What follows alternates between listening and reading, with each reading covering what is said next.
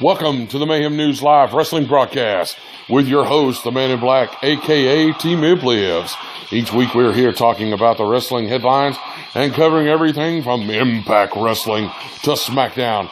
Join us each Tuesday via MayhemNews.com and the Mayhem News Live YouTube channel. You can subscribe to both and keep up with wrestling news and our show.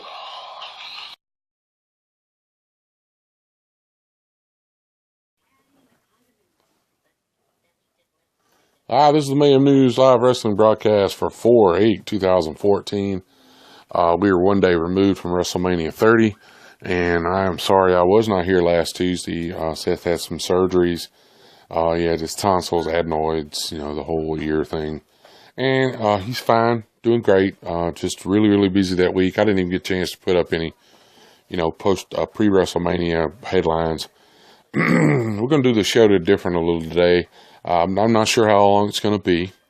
I'm not doing headlines this week. I may do a later show, or just post some stuff to Twitter because with all the talk that's going on during WrestleMania, with the Brock Lesnar match and I just felt that, I needed to talk about that and focus on that more than anything else. So, well, everybody's talking that, Brock Lesnar, there's even one web page, there's two of them actually, that are saying that Brock Lesnar screwed the pooch. He changed the way the match was supposed to end, and, they're talking about another screw job. And I'm going to be honest, these two websites are not some of the mainstream. They're not. Now, if the PWR show come out with it, or, David Hero and Damian Nelson was talking about it, then I would give it some note. But it's not even, none of the ones that I actually trust are, actually talking about it. So, if you remember, Brock Lesnar and The Undertaker run into each other, I'd say it was around 2010, late 2010 at a UFC match. And The Undertaker's exact words when they bumped into each other: "Are you ready to do this?" I want you to think about that. It's been said, I don't know who said it. I know there was a lot of people spreading around stuff people had said that, Triple H did not want the streak. It was not up to him, in his opinion. There was a lot of people said that he has said that the person that would decide when the streak ended would be The Undertaker. And it was up to him when he wanted to quit, when he had had enough and was ready to pass the torch. Now, at one point, Undertaker and Brock Lesnar, from what I understand, did not like each other, or Undertaker did not like Brock Lesnar. Hey, we have something in common. Okay. Anyway, but Damian Nelson said something on Twitter last night that really makes sense. If the streak never ends, if it continued to go, say 40, 50 and 1, 50 and 0, whatever, what reason would The Undertaker have to retire? What reason would they have to put him in the Hall of Fame? That streak was eventually going to be beaten. Most wrestling companies learned this when, take Goldberg. Goldberg was made out to be invincible. He went a huge number of undefeated streaks and matches. And then when they did let him win, it was really unbelievable. People didn't believe it. So this is basically, they let it go to 21 and 0. Used to, when The Undertaker started his not being there all the time, and he would show up right at the Raw that started the road to WrestleMania. And then it got to where it was a week after, then it was 2 weeks, then it was 3 weeks, then it was a month, and so on and so on.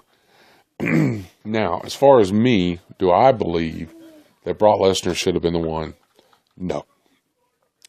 The main reason is because, as X-Pac and a couple of the other former talent of WWE has said, that that really should have been saved for someone that has their eyes set on a future in the WWE.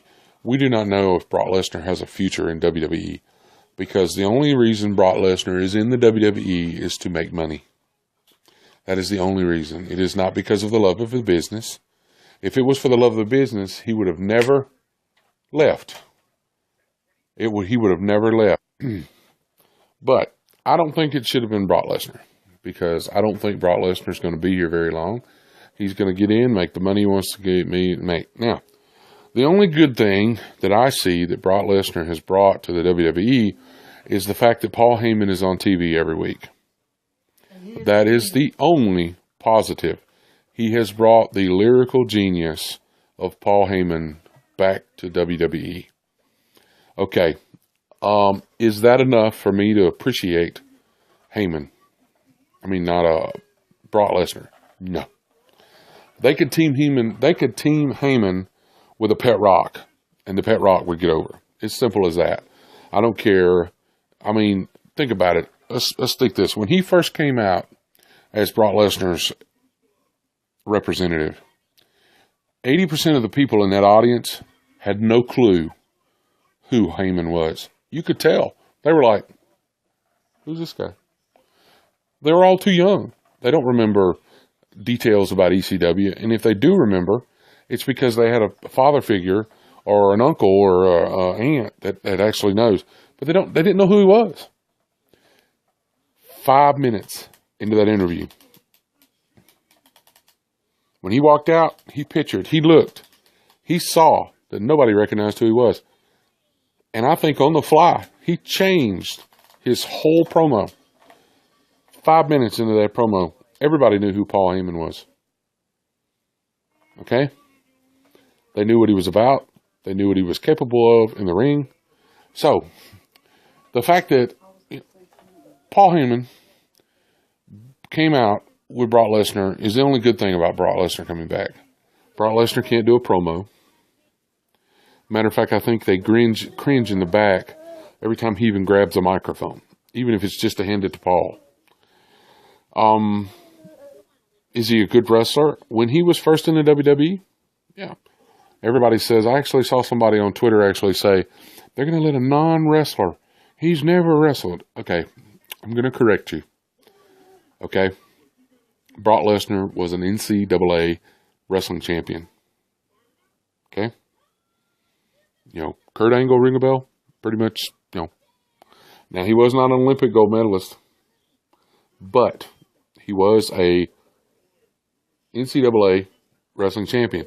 He was in the WWE before. He did not go to the UFC till after he left the WWE. Okay? WrestleMania 30 did make history. For the first time in Raw history, the audience was silent. What do you mean, WrestleMania? Yeah. She's right. I mean, there was, when he pinned The Undertaker. Stop. When he pinned The Undertaker, the crowd went, and it affected the rest of the whole show. The only time they got loud is when Daniel Bryan won the champion.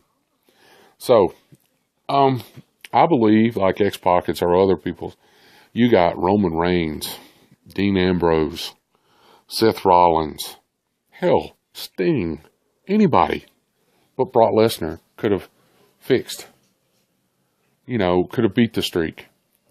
But, like I said, I believe it was up to The Undertaker. Sting was not there.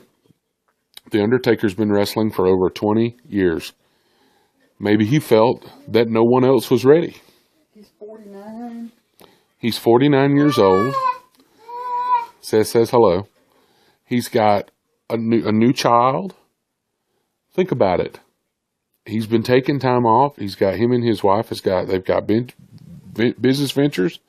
He's doing all this stuff in the background. If I was 49 years old and had been throwing myself off the top of a turnbuckle for 20 years, I would be thinking, it might be time to go. And there's always been a passing of the torch. Andre did it to Hulk Hogan. I believe Hulk Hogan actually did it twice. He did it to the Ultimate Warrior.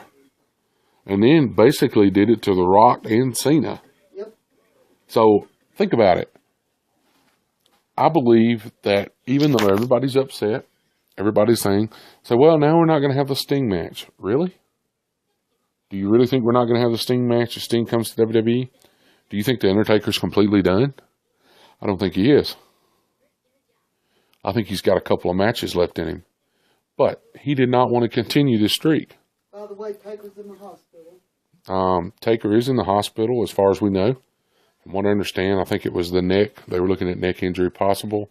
It was just a scare. So, you know, you go in there with a head injury or a neck injury, they're going to put you in the hospital. I'm a nurse. I was a nurse for 13 years. No. Okay, think about this. You say, well, they're not going to have the match. Sting never wanted to face the streak. Sting didn't want his coming to WWE to either cloud the Undertaker's WrestleMania match. He just wanted to wrestle the Undertaker. Well, think about it. He doesn't have to worry about the streak anymore. It could be Icon versus Icon. He was at WrestleCon in New Orleans and made this statement. You can Google it. It's on YouTube too. He said, well, my favorite number is 31 now. And that did not come from somebody that said, I heard Sting say this. It was on camera. I watched it. He said, my favorite number is 31. Is it a sign? Does Sting not want a 2-month build-up to a match? Will he be at Raw? Will we start a year-long build-up of something with someone? It's perfect timing. Kevin Nash is in good standing with the WWE. X-Pac is in good standing with the WWE. Hogan is in good standing with the WWE. Scott Hall is in good standing. You've got Jake the Snake Roberts.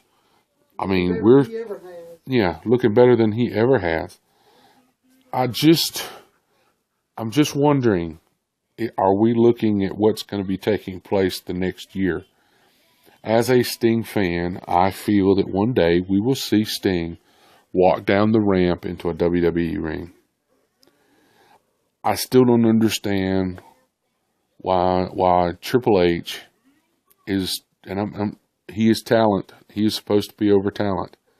Why he's dragging his feet. Unless he's not dragging his feet. Him and Vince have a plan along with Sting. I really think, because normally when there are rumors that Sting is going to go to the WWE, Sting immediately signs with TNA. He didn't do that this year. They've just now took him off their roster page because they were probably like, well, Sting will come back. He'll be back.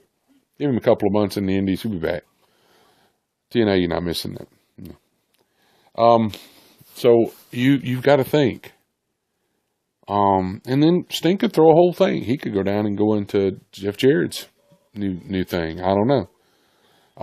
But whatever he does, I'm pretty sure most fans will be happy.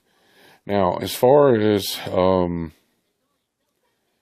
rest of WrestleMania, I still don't understand why AJ Lee has been allowed to keep the title. I'm not saying she's not worthy, but there are people that have been wrestling for many, many years. Natalia, you've got Tamina Snuka, and people hollering. Don't get me wrong.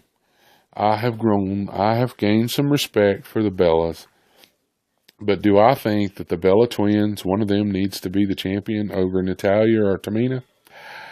No. I'm sorry. There was a saying, and I can't remember who said it. I want to say it was Karma that said, the only thing that happens to Barbie dolls in a wrestling ring is they get broken. I have a feeling now, and I'm going to be honest, you can't put the Bellas up there with Kelly. Kelly can't even bounce off the ropes. Okay?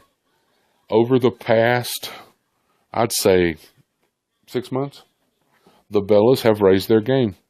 The fact that one of them was hurt made them raise their game. When Bree was hurt, when Nikki was hurt, you know, and all this was going about, it made them raise their game. Their in-ring skills came out more. But do I believe that someone like Natalya should step aside just because they're the Bellas? No. I think Natalya should have walked away last night and gave Vicky something to smile about. I just don't, you know, the fact that all of the divas were outside, literally standing, looking into the ring while AJ won, it didn't look real. It was just like, oh, well, we got out here, so we can't go back in. It's not an over-the-top battle royal. Nobody jumped back in to stop it. Okay, moving right along. The Shield match, even though their match was really cool, and I like the Shield. I like the fact that they've switched their affiliation. They've went to the light side. They've went away from the dark side. Star Wars, I'm sorry. It's coming up. Okay. Their match with Kane and the New Age Outlaws was, yeah, it was, if you blinked your eyes, it was gone. Billy Gunn got hurt. Yeah. They did have an injury. From what I understand, Billy Gunn got hurt. So, but it kind of, you know, I agree with Rikishi. I think they ought to have had a little more. And I don't understand why the Usos were not on WrestleMania TV. I just don't. You know, that's a championship. Those are tag team champions. They're on. But, you know, they're not on TV. WWE does this a lot. Oh, we got to have something for the pre-show. Well, you know, you could drop your pre-show to an hour, and then you don't have to have 2 hours to fill. Simple as that. Okay. Daniel Bryan. Okay, the storyline came into full effect. It makes sense now. Daniel Bryan, I'm pretty sure Dean Malenko was sitting in the back, grinning from ear to ear. I like that kid.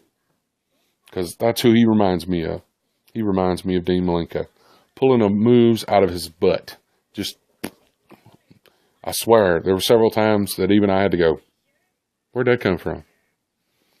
I have to give it to Batista. I have to give it to Randy Orton, him and the three.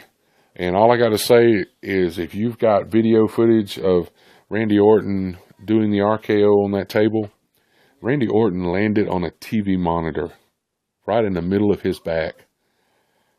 Ouch. And he got up and continued the match. I would have been like, oh, I'm going to be pissing blood for a week. You know, hey, the show's got to go on. That's what Triple H said. That's what Triple H said when he pulled his quad. And I'm a nurse. If you don't know what happened when you pull a quad muscle. Okay. Here's the femur. The quad is attached to the top and the bottom of the femur. Okay? When that muscle tears, it jerks itself away from either the origin or the insertion. Okay? It rolls into the into that skin down at the bottom. Blake said he felt it. And he continued the match. Now, I know adrenaline was pumping, but ow. Okay. Now that we're through with that, Cesaro, I did not actually get to watch the Battle Royal. I think it was good that Cesaro won. The fact that he did what he did to the Big Show, big and hairy. Okay. Overall, out of 10, I will give WrestleMania an 8. I do think that they tried to push, they could have put a whole lot more into WrestleMania. The fact that the reaction that they had with The Undertaker, it did not stop until Daniel Bryan was 3 minutes away from winning the world title, the WWE heavyweight champion, whatever. The 2 belts. It did not, when he got to that close and everybody realized that there was a possibility that he was actually going to win, everybody kind of let go of the Undertaker. It was in the back of their mind, but you could tell they were actually they were doing the yes chant. I mean, it was a complete 180. Overall, I give it an 8. It's going to be interesting to see what Raw is. Now, I'm actually recording this before Raw. I normally don't do the show on Tuesday, but I felt like I didn't want to wait 2 days. So I'm going to actually do something after Raw to add on to this show. This is the Man in Black, a.k.a. Team of Lives. And as I said in the last part of the video, we're going to watch, we watched Raw. Raw was overall pretty good. Had some great stuff. But I'm really not going to talk about Raw because if you haven't figured out, hadn't heard, wrestling has lost one of their own, the Ultimate Warrior. He was inducted into the Hall of Fame on Saturday. He was at WrestleMania. He showed up on Raw and did a wonderful, wonderful promo. And he was walking out of his hotel room and apparently collapsed of a heart attack and has passed away. And you know, there's a lot of people that's just there's been so many heartfelt things said on Twitter by superstars. There's been stuff said by fans. The one that strikes me the most was Jake the Snake. Jake basically said he came in, he made amends, he did it his way. He was literally talked about, you know, he was put on a pedestal. He became part of the Hall of Fame. And, you know, everything was right, you know, so and you never know what's going to happen. But as I said, the Ultimate Warrior has passed away. I had to wait a couple of days. I did not do the show after Raw. Got kind of busy, and I'm kind of glad I did so I could put this in here. Mayhem News Live and MayhemNews.com wants to send our thoughts and our prayers for his wife Dana and their kids, and I just want to thank them for allowing us to be a part of his life. And you know, Your wife is heartbroken. yeah, my wife is heartbroken. The Ultimate Warrior was one of her first wrestling crushes, so it was pretty bad. We got up this morning, and you know, our roommate told us, you know, that he had passed away, and I thought she was bullshitting. we thought she was bullshitting. We thought it was one of those hoax, you know, but it wasn't a hoax. And I said this on Facebook, you know, as I said, the wrestling world has lost one of their own, and you know, but heaven's gained a warrior, and he may be gone, but I can assure you he will not be forgotten. There was a lot of people, you know, really upset, and they had a reason to be. There's kind of a gap, you know, and then at the end of the show, after, before the sponsor stuff rolls, or actually it's going to be after because I've already got that pre-cut. I'm going to post some video. Actually, not. There were some good pictures that were posted on the internet today, kind of in, you know, response to the old Taker's loss and all this, and then also the Ultimate Warrior's death. I'm not going to put the Taker stuff because pretty much everybody's talked about the Taker stuff so much. I think I'm going to do the Ultimate Warrior stuff. So, you know, the good thing about, I will mention something about Raw. The Shield has went full face, which in my opinion is wise. Dig the mask that they wear out. Roman Reigns and Dean Ambrose actually look really, really creepy with the mask on. So, and I'm pretty sure as the Ultimate Warrior looks down and sees everything that everybody's saying about him, I'm pretty sure he's got that big smile on his face. So, just hug your family members and know that, you know, anything's possible. Anything, nobody knows what time. Nobody knows when somebody's going to call you home. So, like I said, we wish Ultimate Warrior's wife Dana and his daughters and everything, thoughts and prayers as always. This is the Man in Black, and we're gone.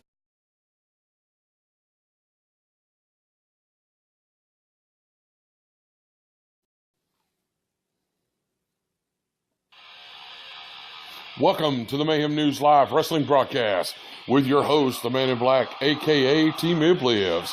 Each week we're here talking about the wrestling headlines and covering everything from Impact Wrestling to SmackDown. Join us each Tuesday via MayhemNews.com and the Mayhem News Live YouTube channel. You can subscribe to both and keep up with wrestling news and our show.